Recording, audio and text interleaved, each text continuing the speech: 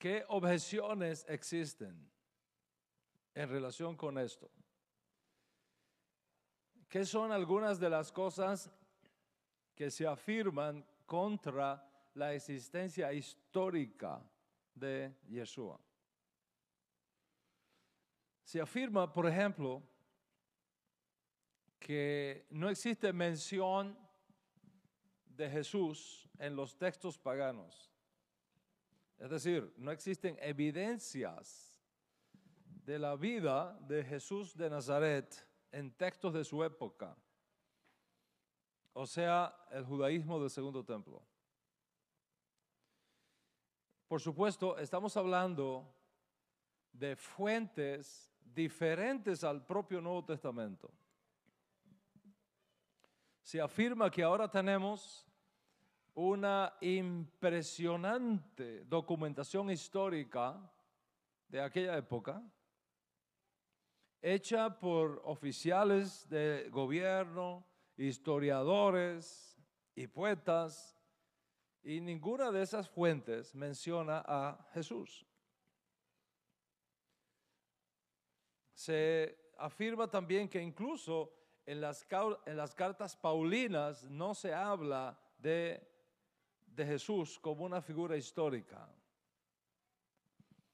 Y se afirma además que en el caso de nuestros masoretas, que ellos llaman, conocidos como evangelios, hay contradicciones muy grandes que posiblemente revelan la realidad de una fabricación posterior.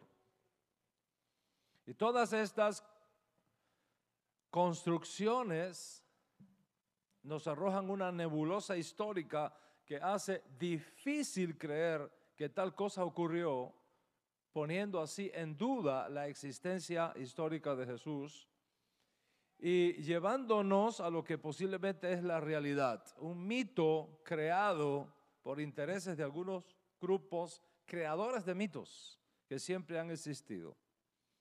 Sobre todo nos dicen, cuando vemos los paralelos entre Jesús y las deidades paganas, como Osiris, por ejemplo, donde nos dicen Jesús encaja a la perfección. Esas son algunas de las cosas que se dicen. ¿Qué vamos a responder a esto?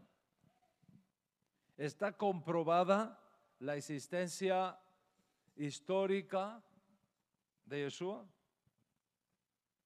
En otras palabras, podemos estar seguros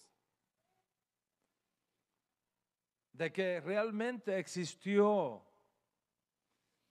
una persona llamada Yeshua, o esto fue una fabricación mitológica posterior a la que se le busca insertar en la historia para legitimarlo.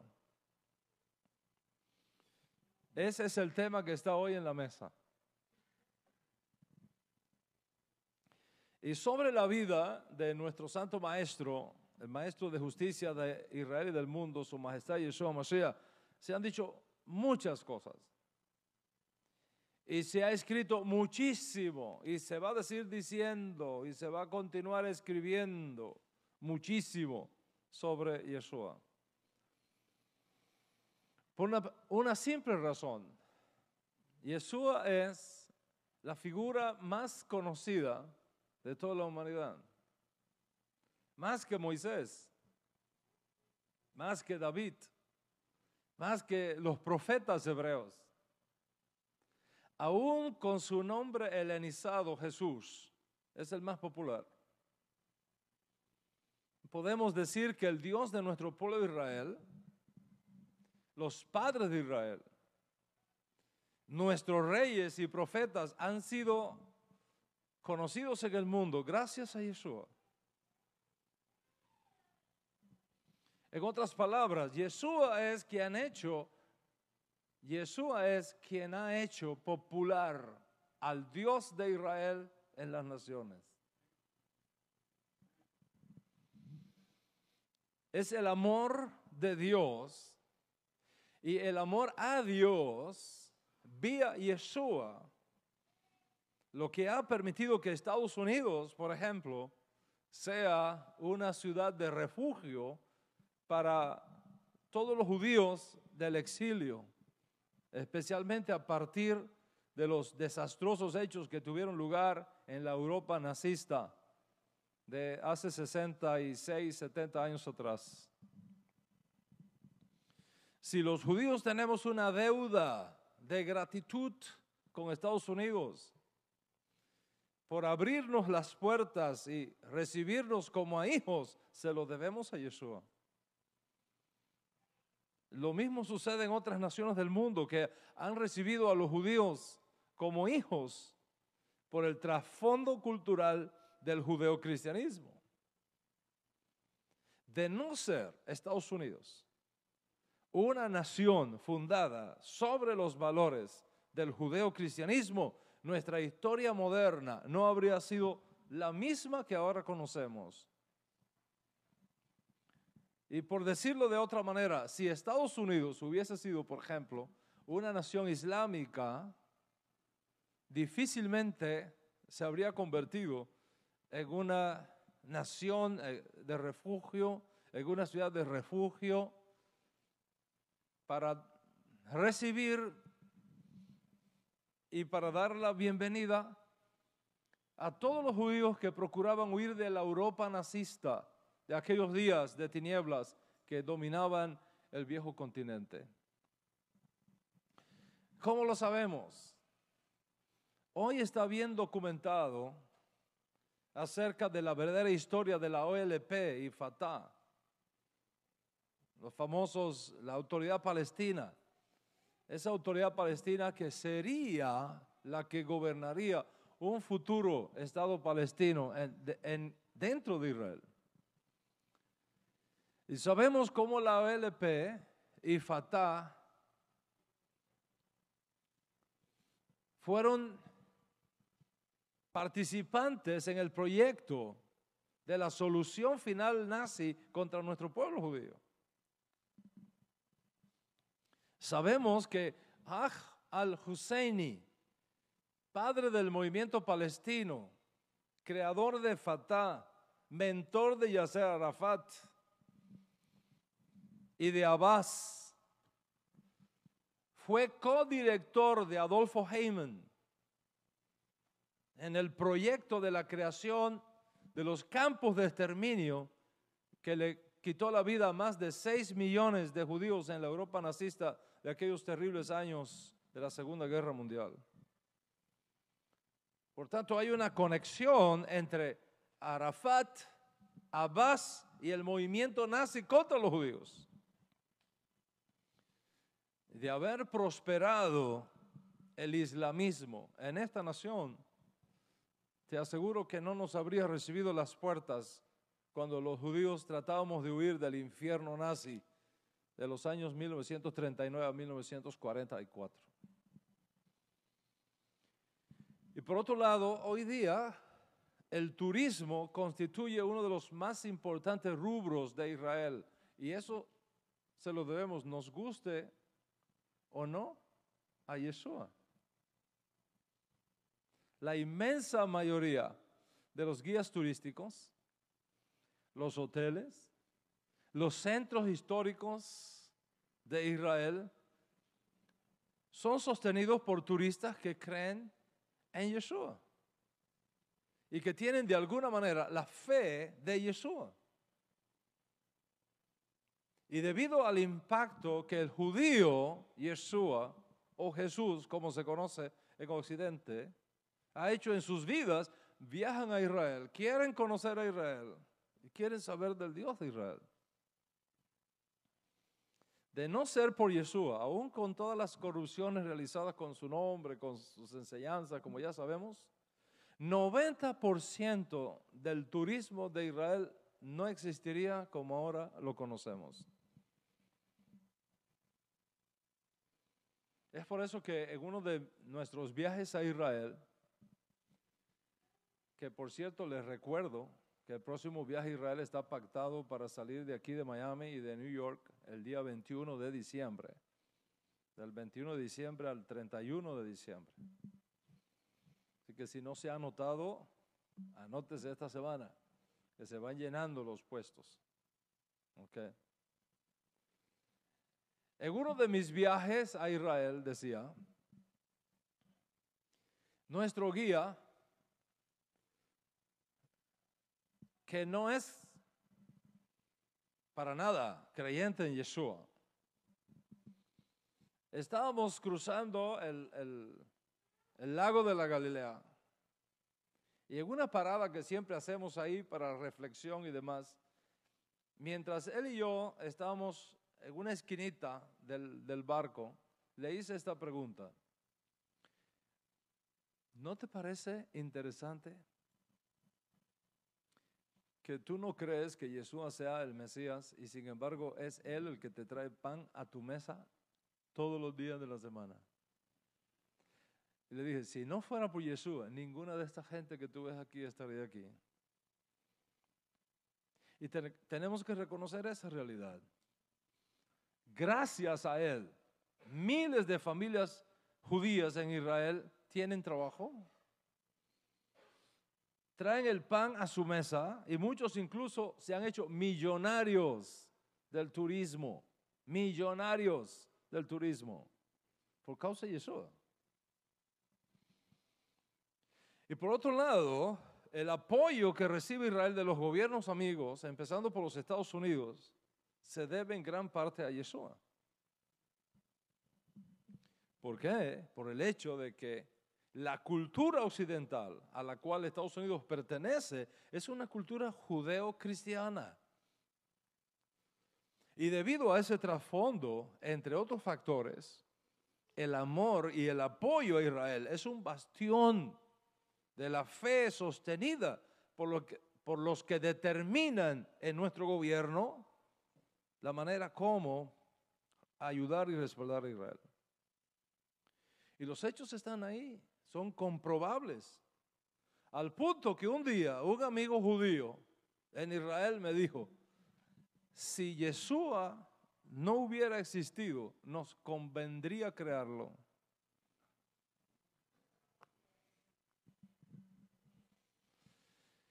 Independientemente de todos estos hechos modernos que son históricamente comprobables hoy día, la figura histórica de Yeshua es también comprobable. En otras palabras, ¿es racional la existencia de Yeshua? ¿Es racional la mesianidad de Yeshua? ¿Es racional todo lo que se ha dicho y enseñado de Él? ¿O hay algunas cosas que no son racionales y que no se pueden comprobar históricamente? ¿Qué le pusieron de más y qué le restaron de menos? ¿Es recuperable el daño o es irrecuperable? ¿Se puede restaurar su vida y sus enseñanzas o son irreparables? Sabemos que cuando se masifica un personaje histórico, y esto es muy importante que voy a decirles, cuando se masifica, do you know what means masifica? You know what it means? You know what? Masifica? You know what it means that? How you say masifica? Maximize. Okay? Socially. Okay? Cuando se masifica un personaje histórico, se pueden crear mitos surgidos por ideas, percepciones, por interpretaciones posteriores, fuera del contexto original de la figura o hecho histórico que ha sido en este caso mitificada. Les voy a poner un ejemplo, el caso de Moisés. ¿Por qué piensa usted que Dios no permitió que nosotros supiéramos el sitio de sepultura de Moisés? Tal vez por eso Dios no lo permitió, Porque si hubiésemos conocido y hubiéramos tenido entre nosotros el sepulcro de Moisés para el día de hoy, posiblemente lo hubiéramos idolatrado. Porque si aún hoy día hay judíos, hermanos nuestros, que en su amor por ciertas figuras históricas que fueron excepcionales, las han convertido casi en figuras mesiánicas y viajan largas distancias para venerarlos en sus sepulcros, o van una vez al año a sus tumbas y le encienden fogatas y le danzan alrededor del sepulcro como si fuera un ídolo. ¿Qué habría pasado con Moisés? ¿Qué habría pasado con Moisés? Pensemos solamente en el caso de la serpiente de bronce levantada por Moisés. El tercer libro de Moisés, el libro de Bamidbar, capítulo 21, dice lo siguiente. Y el Eterno dijo a Moisés: hazte una serpiente ardiente y ponla sobre un asta. Sobre un asta. Asta sin H. Ponla sobre un asta. Y cualquiera que fuere mordido y mirare a ella, cualquiera que fuere mordido y mirare a ella, se sanará y vivirá. Y Moisés hizo una serpiente de bronce y la puso sobre una asta. Imagínate que ahí en vez de un águila hubiese una cabeza de una serpiente. La serpiente que levantó Moisés. Y cuando alguna serpiente mordía a alguno, miraba a la serpiente de bronce y se sanaba. Ese es el hecho histórico. Más tarde, en nuestra historia, una cosa horrible pasó con esa serpiente de metal. En Segunda de Reyes, capítulo 18, se documenta sobre el buen rey Ezequías, rey de Judá, lo siguiente. Él quitó los lugares altos y quebró las imágenes y cortó los símbolos de acera e hizo pedazos la serpiente de bronce que había hecho Moisés. La hizo pedazos. ¿Por qué? Dice el texto, porque hasta entonces le quemaban incienso los hijos de Israel a la serpiente de bronce. Piensen en eso. Si aún nuestro pueblo, que abrazó el monoteísmo como su fundación teológica más importante, fue capaz de tomar el asta de metal que levantó Moisés, aquella asta de metal que levantó Moisés en el desierto, y convertirla generaciones más tarde en un objeto de culto, en un talismán popular, hasta que vino un buen rey y la hizo polvo por el honor de Dios. ¿Qué podríamos esperar de Yeshua?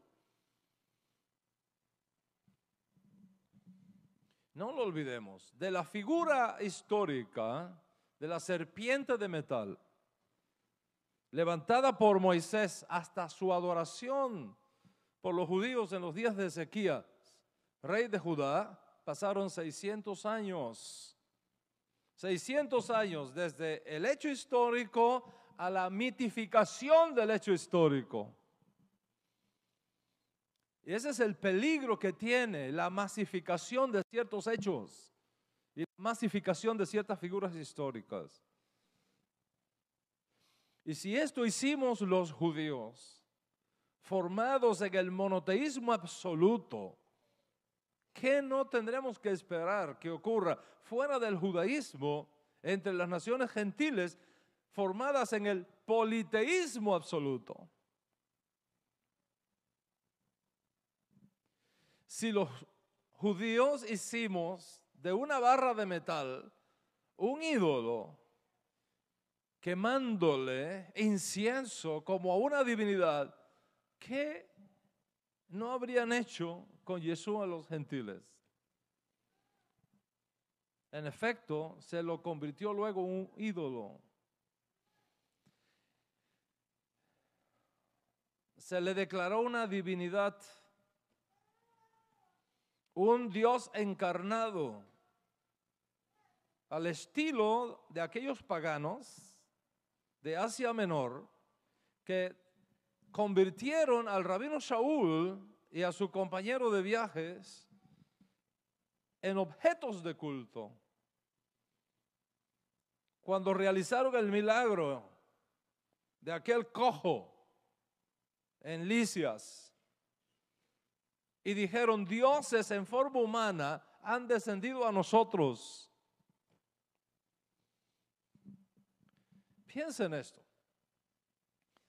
Si Moshe enseñó, Shema Israel, Adonai Eloheinu, Adonai Echad, y puso así un cerco de protección contra la idolatría, y con todo eso muchos judíos luego de 600 años tomaron un hecho histórico dado por Moisés y lo volvieron un ídolo,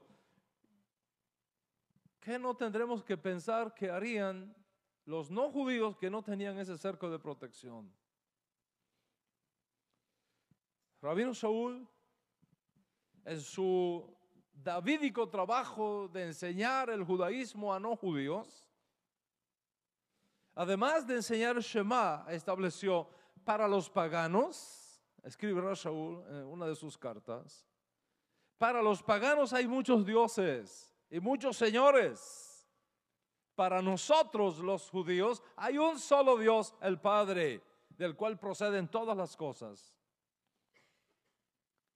Y con todos esos cercos de protección, los cristianos, salvo algunas excepciones, hicieron lo mismo que los judíos 600 años después de Moisés en los días del buen rey Ezequías.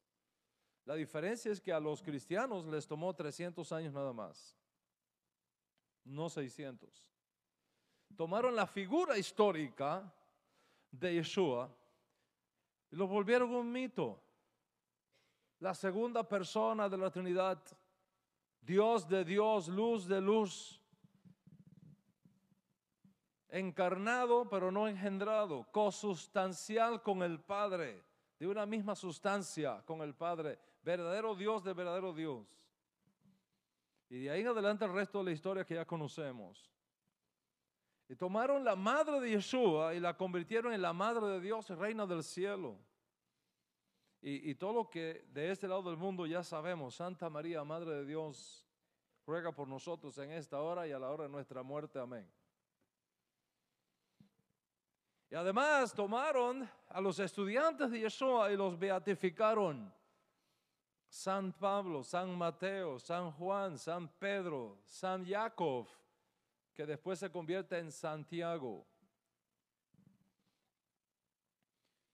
Y paralelo con eso, tomaron la cruz y lo hicieron un signo de veneración y adoración, repitiendo la misma vieja historia que los judíos habíamos hecho siglos atrás con la serpiente de bronce que levantó Moisés. La misma cosa. Entonces, ¿qué tenemos? A una persona judía histórica, Yeshua, helenizada y convertida ahora en Jesús, una figura no histórica y no judía, helenizada en una divinidad y en un objeto de culto, con todos los efectos colaterales surgidos de ellos, es decir, la cruz, los santos, los dogmas, etc. En otras palabras, del Yeshua judío del siglo I al Jesús de los concilios católicos, hay un proceso de corrupción cultural similar al que va de la serpiente de bronce que levantó Moisés al ídolo creado por los judíos en los días del rey Ezequías, 600 años después de Moisés. La pregunta es, ¿fue un error de Moisés haber levantado aquella serpiente de bronce en el desierto? ¿Fue un error de Moisés? Absolutamente no. ¿Por qué no? Porque Moisés simplemente siguió las ordenanzas divinas. ¿Y fue un error histórico Yeshua? Absolutamente no. Yeshua no hizo otra cosa que seguir instrucciones divinas. Y así como no podemos tomar la corrupción de aquellos judíos postrados ante una serpiente de bronce y ofreciéndole incienso como hacían, no podemos llamar a eso un legítimo judaísmo. Así tampoco podemos tomar como legítima la figura corrompida de Jesús que surge 300 años después del Yeshua histórico. Gracias a Dios, el buen rey Ezequías destruyó todo aquello para evitar que el mito se convirtiera en historia y que la historia fuera realmente como fue, sin las corrupciones posteriores que afloraron en un momento histórico 6 siglos más tarde. ¿Y qué vamos a decir entonces del Jesús fabricado en los concilios católicos? ¿Qué vamos a decir a eso? Tenemos que destruir el mito para evitar que sea introducido en la historia y que la historia sea tal como fue, sin las corrupciones posteriores que surgieron 300 años luego del auténtico Yeshua histórico. En otras palabras, nuestro trabajo consiste en el gran tikkun generacional, en la gran obra de rectificación que pesa sobre nuestros hombros para revertir el proceso que va del mito a la historia y rescatar la historia destruyendo el mito. Cuando miramos al Jesús cristiano que surge a partir de Nicea 325 y que se va formando más y más en Constantinopla 381 y que va tomando cada vez más forma y cuerpo en los sucesivos concilios y credos y confesiones de fe que le siguieron hasta lo que tenemos hoy día, más nos damos cuenta de la urgencia de rescatar al Yeshua judío que ha estado aprisionado, acorralado en las cárceles de Roma, secuestrado allí por 17 siglos. La ley de Moisés establece que cuando un judío es secuestrado, la comunidad a la cual pertenece tiene que hacer todo su esfuerzo para rescatar a su hermano y traerlo de vuelta a casa.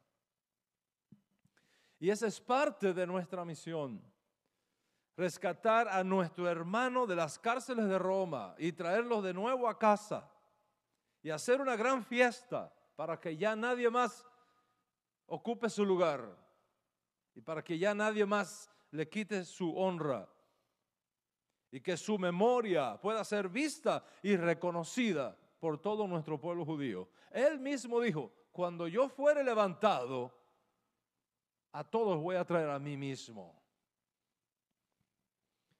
Yeshua no fue el fundador del cristianismo. Hay que aclarar que el creador del cristianismo no fue Yeshua. El cristianismo fue formado por creyentes no judíos fuera de Israel, fuera del tiempo de los apóstoles, de los emisarios de Yeshua, en un largo proceso cultural con implicaciones políticas y sociales que van desde fines del primer siglo hasta que eventualmente alcanzó forma teológica a partir de Nicea 325, como ya hemos explicado. Entonces, Yeshua no creó el cristianismo, como tampoco el judaísmo. Yeshua fue un judío, su religión fue el judaísmo, su fe fue la fe de Moisés, la fe de Yahshua, la fe de los profetas, la fe de Nehemías, de Esdras y de todas aquellas grandes luminarias de nuestra época bíblica. Y como maestro de Israel, como Mesías, Yeshua reinterpretó el judaísmo de sus días, le hizo innovaciones y lo actualizó y lo convirtió en un modelo válido para todos los judíos de todos los tiempos, fundamentado en sus principios y en sus normas proféticas. Yeshua no vino a cambiar la ley, Él vino a cambiarnos a nosotros. Eso fue la razón por la que Él vino. En su enseñanza, Yeshua dice, ni les pase por la mente la idea de que yo he venido a cambiar la ley o a los profetas. Yo no he venido a cambiar, yo he venido a dar la correcta interpretación. El problema no está en la ley, que es sagrada, que es justa, que es buena. El problema está en nosotros.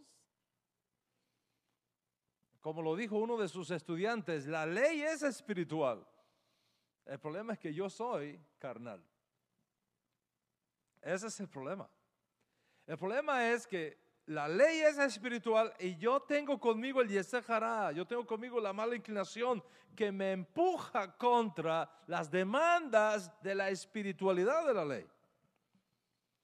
Y a través de Yeshua, de sus méritos, yo recibo el poder para superar las demandas de Yetzer Hará y elevarme a las demandas de la ley para obedecerla, porque dice Rasul, no son los oidores de la Torá los justos delante de Dios, sino los hacedores de la Torá los que serán justificados.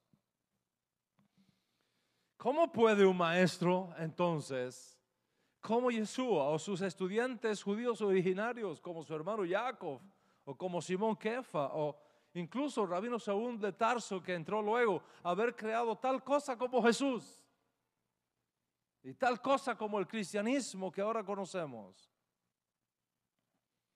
Ahora tenemos mayor información que nunca de toda la historia de la humanidad para saber cómo se fueron dando los hechos y cómo fue el camino que llevó de Jerusalén a Roma. Y precisamente por tener accesibilidad a esos recursos, podemos ahora realizar una especie de reingeniería histórica revertida para encontrarnos con el auténtico Yeshua y con sus auténticas enseñanzas. Sin embargo, una vez redescubrimos a Yeshua, surge la pregunta, ¿qué realmente tenemos? ¿Qué realmente tenemos que sea históricamente comprobable acerca de Él? ¿Y qué no es? Sino envolturas de lienzos de la mitología creada luego por el hombre. Ya sabemos cuántas cosas se han dicho de Yeshua. Algunos han enseñado que es un gran revolucionario. ¿Se acuerdan de la teología de la liberación de los años 70, 75?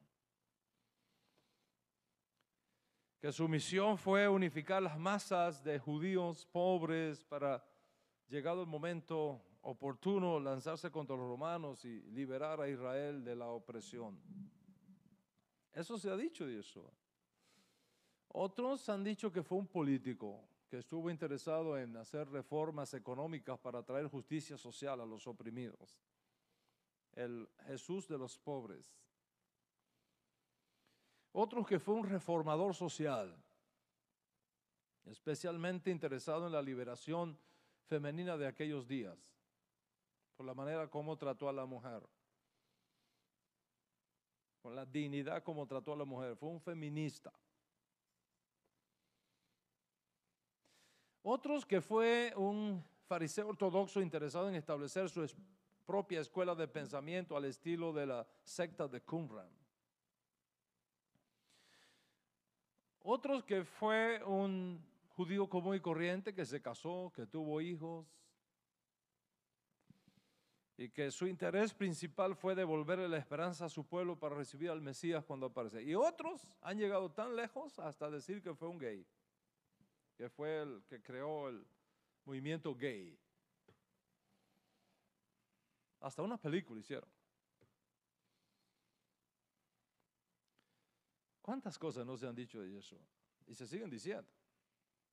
De hecho, él mismo preguntó una vez a sus estudiantes íntimos, ¿qué dicen los hombres de mí? ¿Qué piensan allá afuera? ¿Qué es el Hijo del Hombre? Y la respuesta que él recibió fue muy pluralista, típica de esos días. Unos dicen esto, otros dicen esto, otros dicen esto, otros dicen esto. Y entonces viene aquella famosa pregunta, ¿y ustedes? ¿Qué dicen ustedes que yo soy? ¿Quién yo soy para ustedes?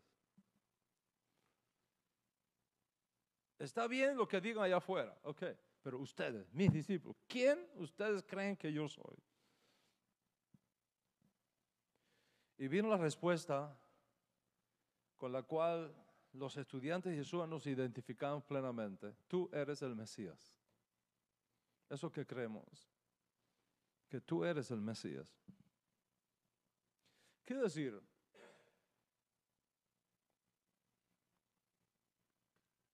Que desde los propios días de Yeshua había controversia sobre su persona. Había controversia sobre su identidad. Había controversia sobre su autoridad. Pero no había controversia sobre su historicidad. Voy a repetir eso. En los días de Yeshua había controversias sobre su persona, es decir, su identidad, su autoridad. Pero no había controversia con respecto a su historicidad. ¿Por qué? Porque estaba allí. Lo podían ver, lo podían tocar, lo podían palpar con sus manos. Y así está escrito en nuestros libros, lo que hemos visto con nuestros ojos, lo que contemplaron y palparon nuestras manos, decía uno de sus estudiantes. Y otro decía, no os hemos dado a conocer fábulas inventadas por los hombres. Somos testigos oculares de su majestad. Porque nosotros estuvimos allí con él y escuchamos esa bat call, esa voz enviada del cielo que decía, este es mi hijo, mi amado, en el cual tengo complacencia. Ahora, esto que creemos es el testimonio confiable del auténtico Yeshua. ¿Qué tan demostrable es históricamente? ¿Cómo podemos estar seguros que existió incluso el Yeshua judío que nosotros seguimos como nuestro Ribi, como nuestro maestro, como nuestro Mesías? ¿Cómo podemos estar seguros que existió? Dejando a un lado el mito creado siglos después, estamos hablando de su historicidad. ¿Cómo puede demostrarse históricamente que existió esa figura llamada Yeshua, que fue un judío, un rabino ambulante, predicador de la Torá, maestro de la Torá, especialista en contar parábolas que captaban la atención de la gente, que murió de la forma más cruel, como los romanos sabían asesinar a las personas, por considerarlo una amenaza social para el imperio, en los días de Poncio Pilato, gobernador de la provincia romana de Judea, cuando ocupaba la silla imperial en Roma, el emperador Tiberio.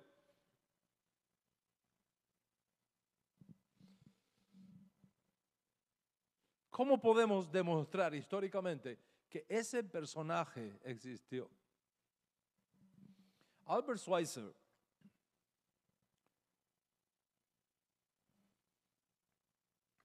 escribió un libro, The Quest for the Historical Jesus. En ese libro, él dijo algo interesante que voy a citar para ustedes. Eso que dice, no hay nada más negativo en el resultado del estudio crítico de la vida de Jesús. El Jesús de Nazaret, que vino a ser conocido como el Mesías, quien predicó la ética del reino de Dios, quien fundó el reino de Dios en la tierra y que murió dando así su propia muerte como consagración final de su misión, nunca tuvo existencia histórica. ¿Oyó eso? Nunca tuvo existencia histórica. Esta imagen no ha podido ser destruida sin que el esfuerzo caiga a tierra rompiéndose en pedazos y desintegrada por los problemas históricos concretos que vienen a la superficie uno tras otro. Por supuesto, leyendo a Schweitzer fuera de contexto, podría llevar a algunos a pensar que él no creyó en la existencia de Jesús, pero eso no es el caso. El propio Albert Schweitzer, el famoso médico, fue un filósofo y estudioso, fue un firme creyente en Jesús de Nazaret. Lo que Albert Schweitzer está diciendo es lo siguiente: que Yeshua es una figura histórica tan enraizada en el judaísmo de sus días. Yeshua es una figura histórica tan compenetrada con el pueblo judío de sus días, que Yeshua es una figura histórica tan ligada al mundo judío de sus días.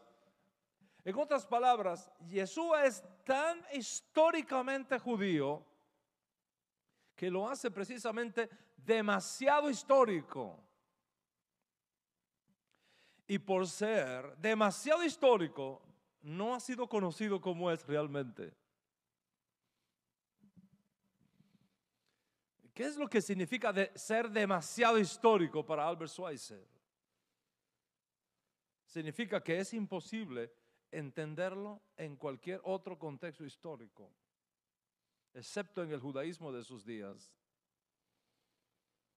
En otras palabras, para Albert Schweitzer, el Jesús que se enseña en la iglesia, el Jesús que predican los pastores, el Jesús que predican los teólogos cristianos, nunca existió. Pero al mismo tiempo hubo un Yeshua histórico, el hombre de su tiempo. Y ese hombre es tan histórico porque está tan ligado al judaísmo que excepto que tú vivas allí con él, no lo podrás entender. Y si lo sacas de ahí, deja de ser y lo conviertes en otra persona. Y por lo tanto, esa otra persona nunca existió.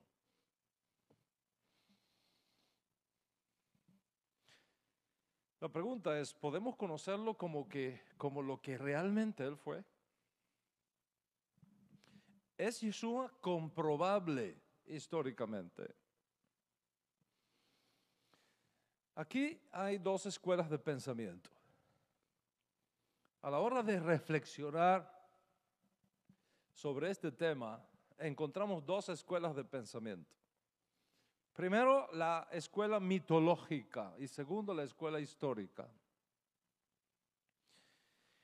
La escuela mitológica enseña algo como esto: no hubo tal cosa como la existencia histórica de Jesús. El cristianismo puede ser explicado sin ella.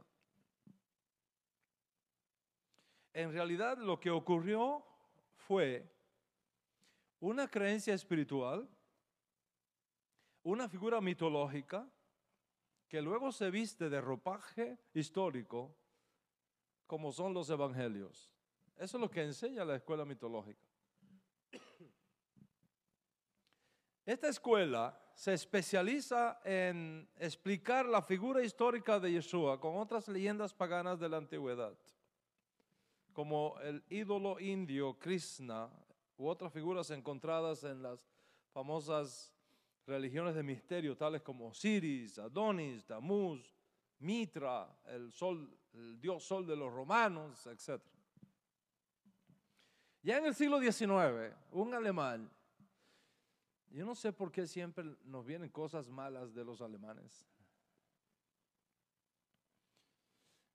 En el siglo XIX, un alemán, Bruno Brauer, propuso la teoría que negaba la total existencia histórica al Jesús del Nuevo Testamento, enseñando que su figura fue un invento de los propios escritores del Nuevo Testamento. es decir, un mito.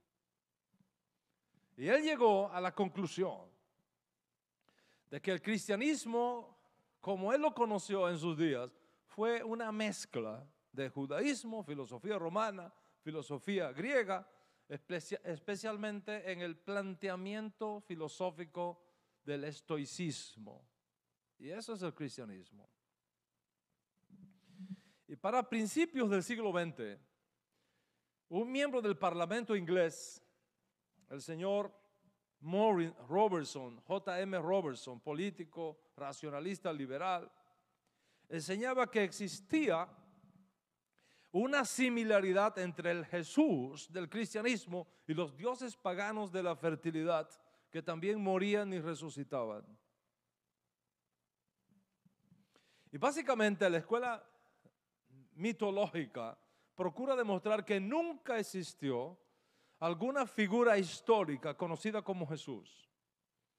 Que la idea de semidioses que tenían a un padre como divinidad, a una madre como una virgen, que cada uno de ellos nacía el 25 de diciembre delante de 3 hombres sabios y de 3 pastores que convertían el agua en vino, que montaban en sus propios burros, que todos fueron crucificados en el mes de marzo, abril, en el equinoccio de la primavera, que todos morían por el pecado del mundo, que todos descendían al infierno y que todos resucitaban después, constituye la realidad mitológica que está detrás de la figura histórica de Jesús de Nazaret. Eso es lo que enseña la escuela mitológica. Mitra, nos dicen los representantes de esta escuela, nació de una virgen en una cueva. Lo visitaron pastores que le trajeron regalos. Luego tuvo 12 discípulos. Pronunció un sermón en la montaña. Fue llamado el buen pastor. Lo consideraron la verdad y la luz, el Logos, el Redentor, el Salvador. Se sacrificó por la paz del mundo. Fue enterrado. Resucitó a los 3 días. Su día sagrado era el domingo. Su religión, una eucaristía o cena del Señor en que decía: el que no coma de mi cuerpo ni beba de mi sangre no tiene parte conmigo y no se salvará. Ese es Mitra.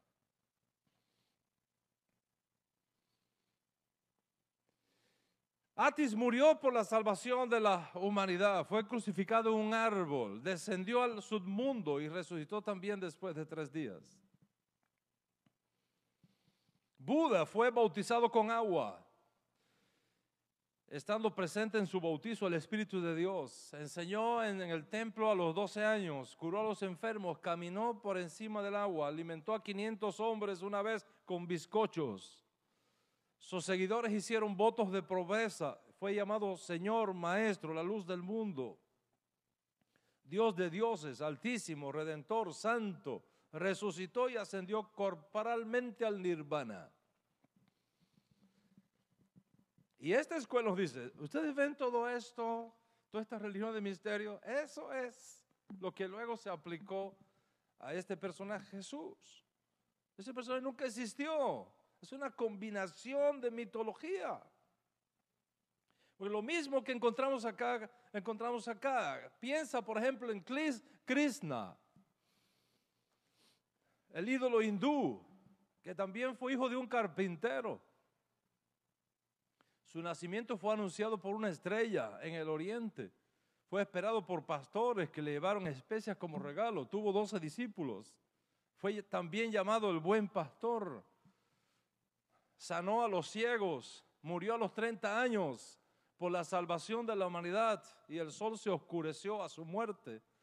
Resucitó de entre los muertos, ascendió al cielo y fue nombrado segunda persona de una Trinidad. Eso es, lo aplicaron luego a Jesús de Nazaret. Es la misma cosa, es el resultado de las religiones de misterios. Y cualquier persona que no tiene conocimiento, al oír estas cosas se puede escandalizar.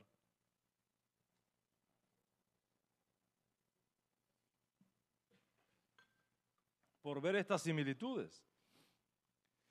¿Quiénes no se escandalizan? Los eruditos, los estudiosos. No nos escandalizamos por esto. Ningún historiador serio se escandaliza por estas aseveraciones. ¿Por qué? Porque los autores de estas estupideces no proveen ninguna evidencia para tales reclamos. No citan ni una sola fuente del mundo antiguo para verificar estas aserciones. Ni siquiera citan una cita de una cita. ¿Y por qué no lo hacen? Por una simple razón, no existen. No existen. Por ejemplo, ¿qué pruebas tenemos para decir que Osiris nació el 25 de diciembre delante de 3 pastores? ¿Qué pruebas tenemos para decir eso? Zero. No hay una sola prueba. ¿Qué pruebas históricas tenemos para afirmar que Krishna fue un hijo de un carpintero y que su nacimiento fue anunciado por una estrella en el oriente y que fue esperado por pastores que le llevaron especias aromáticas como regalo y que tuvo 12 pastores? ¿Qué evidencias históricas tenemos de eso? Zero. Ni una sola. ¿Qué pruebas tenemos para verificar que en efecto Atis murió por la salvación de la humanidad y que fue crucificado en un árbol, descendió al submundo y resucitó a los 3 días? Ni una sola prueba. Los representantes de estas escuelas de mitologías piensan que nosotros somos gente estúpida, que nos tragamos todas estas cosas y que nos escandalizamos por ellas, y que esas son sus evidencias para decirnos que Yeshua es un invento de este grupo y que un día se le ocurrió a alguien mezclar todas estas cosas y producir un personaje un poco más refinado, Jesús de Nazaret. ¿Dónde están las pruebas? ¿Dónde están las evidencias históricas, arqueológicas, antropológicas que nos lleven a pensar tales disparates?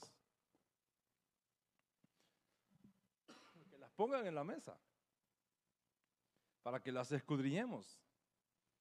Y no te las van a poner por una simple razón: no existen tales evidencias. Detrás de esta escuela de pensamiento no hay ni un solo estudio serio. No hay historical scholarship. No hay erudición histórica. Y todo esto no es sino propaganda sensacionalista por autores que buscan ganar dinero vendiendo esas tonterías que los incautos se creen a la hora de venir al estudio serio de la persona de Yeshua. Les voy a dar un ejemplo. Ahalia Murdoch. Ahalia Murdoch, la señora Ahalia Murdoch, es una escritora norteamericana que opera un sitio web llamado The Truth, la verdad. Ella sostiene que el Nuevo Testamento se basa en mitos anteriores de origen romano, griego, egipcio y otros mitos. Afirma que Jesús es un recuento de varios mitos paganos que representan astroteología o la historia del sol, y también incorpora la ciencia de la arqueoastronomía. Y Murdoch compara la historia de Jesús con otros dioses salvadores como Mitra, Horus, Adonis, Crisma, Odín, alcanzando multitudes con sus enseñanzas, diciendo: todo esto no es otra cosa que el mito del Dios solo, la deidad solar. Y él escribió un libro que yo le recomiendo a usted que lo lea después de haber escuchado esta clase, no antes, pero después de escuchar esta clase. Se llama The Christ Conspiracy. The Christ Conspiracy, que ha sido usado por muchos aborcionistas de la redención que ahora niegan a Yeshua como Mashiach y que se han creído todas estas historietas acerca de Yeshua.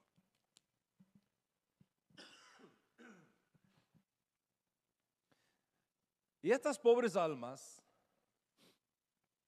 encarceladas en la vergüenza de la traición a Yeshua.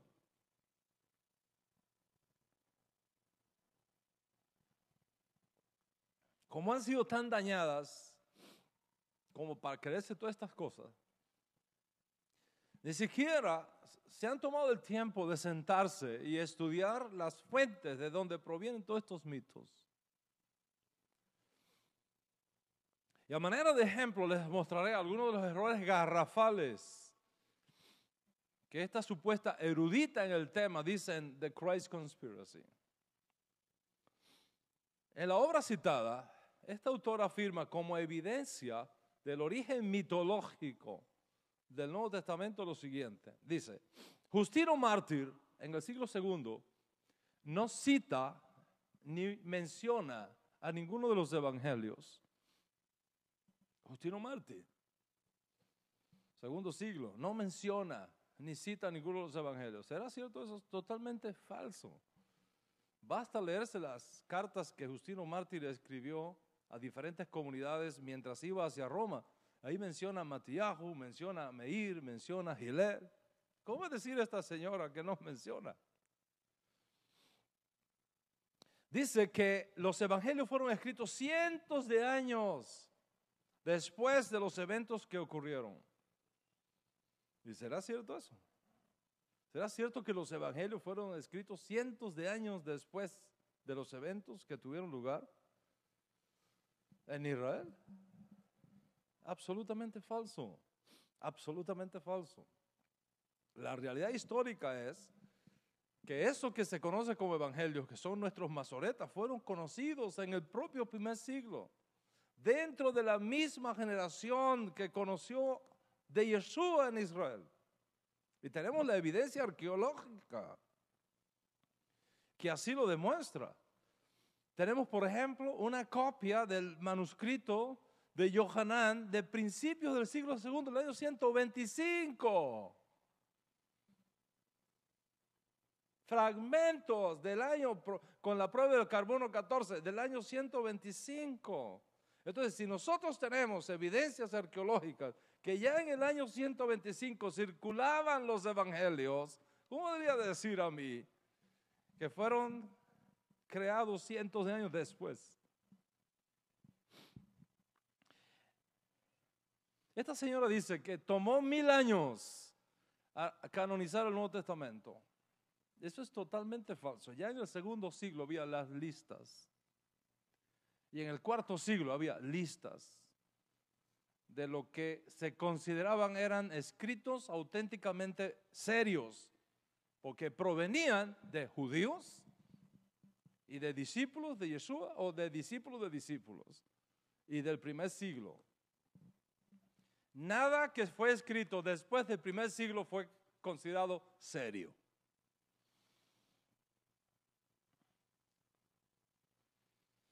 Afirma como otra evidencia de la mitología de Jesús que Pablo no menciona a Jesús en sus cartas. Imagínate. Que Pablo no menciona, que no hay referencias a Yeshua en las cartas paulinas. Yo no sé qué chiste es este, porque basta leer las cartas de Pablo, están llenas de referencia a Yeshua por todos lados.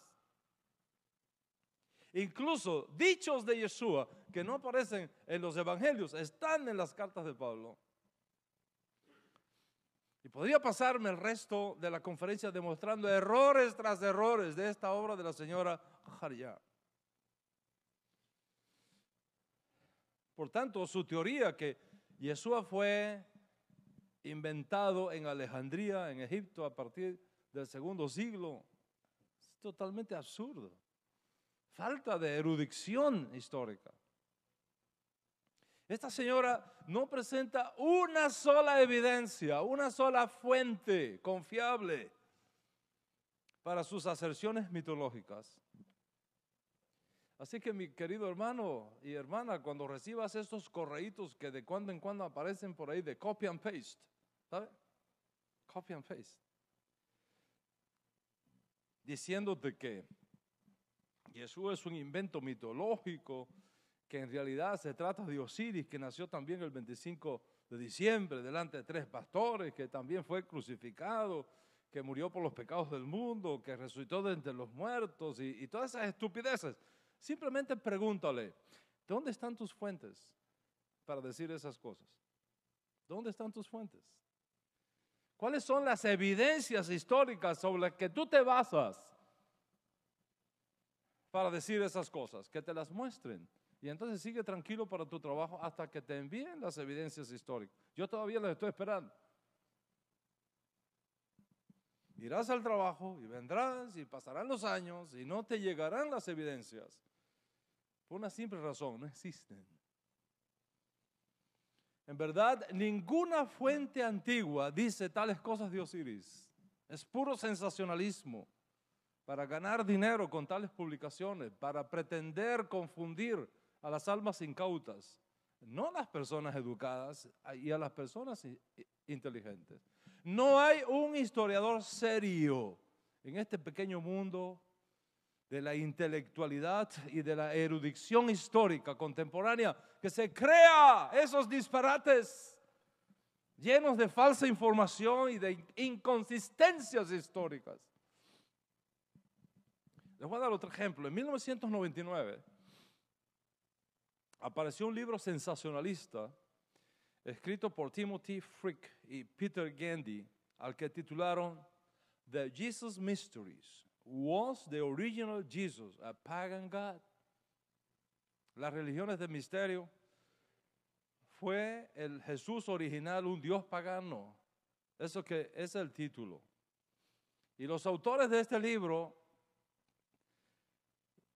afirman algunas cosas interesantes. Dicen, no hay absolutamente ninguna evidencia de la existencia de un Jesús histórico. No hay evidencias de ningún Jesús histórico. Hace miles de años, los paganos también habían seguido a un tal Hijo de Dios. Un Salvador pagano también nació de una virgen el 25 de diciembre, delante de 3 pastores. Convirtió el agua en vino en una boda, murió, resucitó, ofreció su cuerpo y su sangre como la Sagrada Comunión. Dicen, estos mitos paganos habrían sido escritos como el Evangelio de Jesucristo después. Los primeros cristianos gnósticos sabían que la historia de Jesús fue un mito. El cristianismo resultó ser una continuación del paganismo con otro nombre. Entonces, cuando tú lees este tipo de escritura, uno inmediatamente busca las evidencias. ¿Dónde están tus evidencias para decir eso? No hay evidencias, no citan fuentes. Todo es una especulación, errores históricos, inconsistencias. Les voy a mostrar una de las inconsistencias. En la página 174, los autores de este libro de Jesus Mystery dicen, y cito, los cristianos de Jerusalén habían sido siempre gnósticos, porque en el primer siglo de la comunidad cristiana fue hecha enteramente de diferentes tipos de gnosticismo. ¿Oyó? Lo voy a repetir. Los cristianos de Jerusalén habían sido siempre gnósticos. Esa comunidad fue hecha enteramente de diferentes tipos de gnosticismos. Oh, esto pareciera un chiste, ¿no? No dudo que algunos incautos se crean esta locura, pero bueno, pensemos que fue así. Sigues leyendo, en la próxima página, los mismos autores que escribieron eso ahora dicen, mientras más buscamos la evidencia que ha sido desenterrada, más descubrimos que el término gnóstico no tenía sentido alguno para el cristianismo del primer siglo. O sea, ¿en qué quedamos entonces? ¿Fueron o no fueron totalmente gnósticos los cristianos del primer siglo, como dice en la página 174? Porque no me puedes venir a mí a decir que el cristianismo del primer siglo estaba conformado totalmente por diferentes tipos de gnósticos y unos párrafos más adelante decirme que el término gnóstico no tenía sentido alguno para el cristianismo del primer siglo.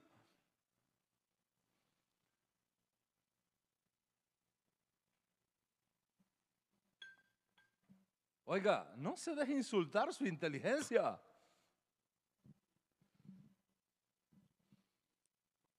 ¿Con quién esta gente se cree que están tratando? ¿Con muchachos de high school? Por otro lado, dame las evidencias para afirmar que los cristianos del primer siglo eran todos gnósticos. Cítame las fuentes. Y aún hay más errores. Por ejemplo, en este libro de Jesus Mysteries, mira lo que dice. Constantino hizo el cristianismo la religión del imperio. Eso es un grave error histórico. Constantino no hizo tal cosa.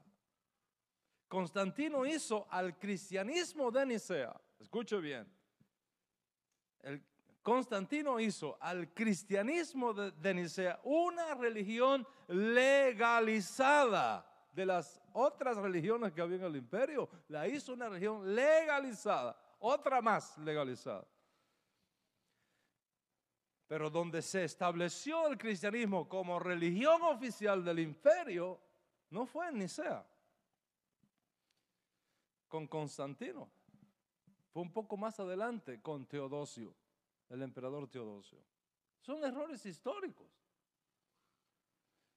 Por ejemplo, afirma Timothy y Peter, los romanos destruyeron la provincia de Judea en el año 112. El año 112. Señores, esto es totalmente, esto da risa. Ni siquiera hubo tal guerra en esa fecha. La primera revuelta judía fue en los años 67 al 73 y la segunda del 132 al 135 con Adriano. No hubo guerra en el 112. Y hay más errores.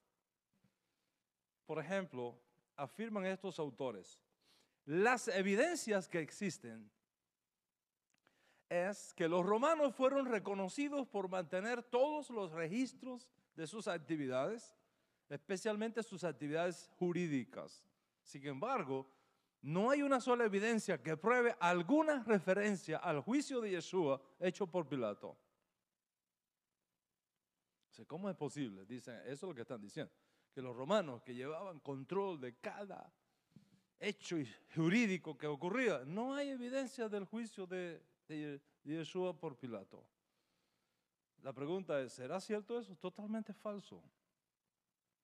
Si los romanos fueran realmente cuidadosos de mantener todos los registros de sus actividades y decisiones legales, ¿cómo es que no tenemos ninguna evidencia prácticamente de nadie de aquella época en documentos que son históricamente verificables, como certificados o nacimientos, registros de juicios, noticias de muertes o cualquier otro tipo de registro histórico que son reconocidos como fuentes históricas válidas? ¿Qué sabemos nosotros de Pilatos, por ejemplo? ¿Qué sabemos de él como gobernador de Judea? Nosotros sabemos que Pilato fue gobernador de Judea entre los años 26 al 36 del primer siglo. Eso lo sabemos. Pero esta información no llegó a nosotros por los romanos. Esta información nos llega a nosotros por un judío, Fabio Josefo. No por los romanos. Si Pilato fue la figura militar y jurídica romana más importante de este periodo en la provincia turbulenta de Judea, ¿cómo es que no tenemos evidencia en los anales del imperio de su actividad en Israel? No tenemos registro de sus obras, no tenemos registro de sus negocios, no tenemos registro de sus decisiones, no tenemos registros, los romanos no nos dejaron registro de sus juicios, no nos dejaron registro de ningún decreto legal que él haya establecido, no nos dejaron registro de sus diarios, de sus cartas enviadas al emperador, no nos dejaron registro de algún prisionero importante que tuviera, no tenemos nada. De Pilato, en los anales de la historia romana, no tenemos cero información. Decirnos entonces que las evidencias que existen de que los romanos fueron reconocidos por tener los registros de sus actividades, especialmente las actividades legales, y que porque no aparece nada en esos registros acerca del juicio de Yeshua con Pilato, es sinónimo de que Yeshua nunca existió históricamente. Eso es absolutamente ilógico. Si nosotros fuéramos a juzgar la existencia histórica de Yeshua, por eso tampoco podríamos creer en la existencia histórica de Pilato. ¿Cuántos están conmigo hasta aquí? Entonces, ¿qué tenemos entonces? ¿Cómo vamos a enfocar nuestra discusión sobre el tema que ha convocado a esta conferencia? A la hora de hablar de la existencia histórica de Yeshua y demostrar si Él realmente existió, tenemos que partir de un punto científicamente válido. A menos que tengamos esa plataforma científicamente válida, no podemos demostrarlo. Y eso es exactamente lo que vamos a hacer, pero en mi próxima conferencia. Porque ahora el tema, por el tiempo, debemos concluirlo aquí. ¿Qué hemos aprendido hoy? ¿Qué hemos aprendido hoy? Hemos aprendido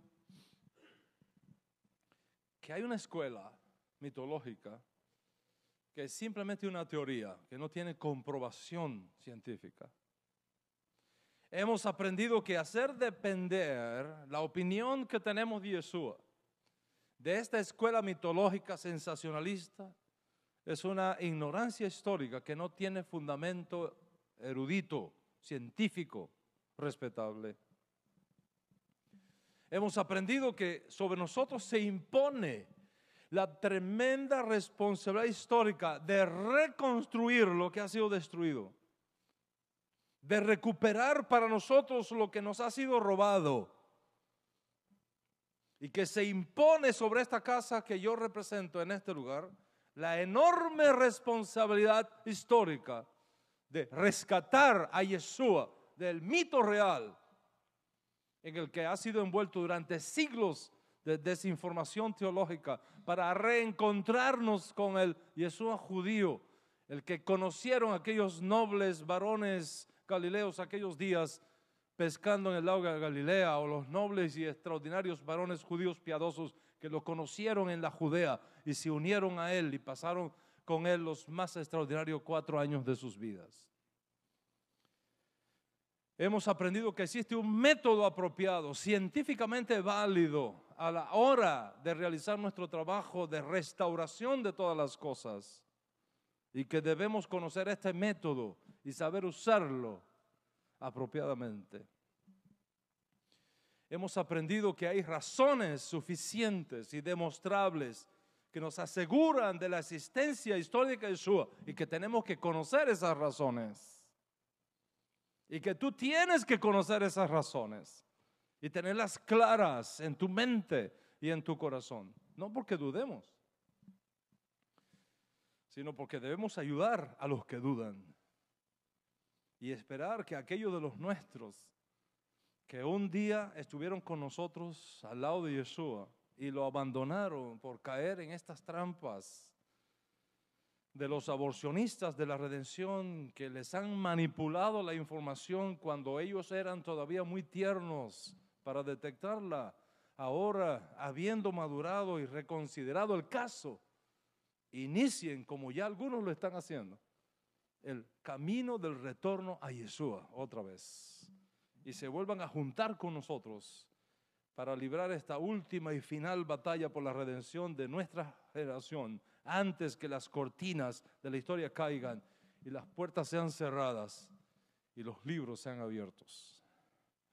Hemos aprendido, en fin, que para cada objeción contra Yeshua hay una respuesta, y que esa respuesta es necesario conocerla para que nuestro compromiso con Yeshua no esté simplemente en el sentimiento, no esté simplemente en el corazón, no esté simplemente en la confianza que nos merece mi papá, mi mamá o mi maestro, sino también en mi convicción intelectual y en mi convicción científica de esos hechos. Y hemos aprendido que no debemos temer a las objeciones, que no debemos temer a la mentira, que no debemos temer a las falsificaciones. ¿Por qué? Porque tenemos la Torá, tenemos los profetas y tenemos la verdad. Shabbat Shalom.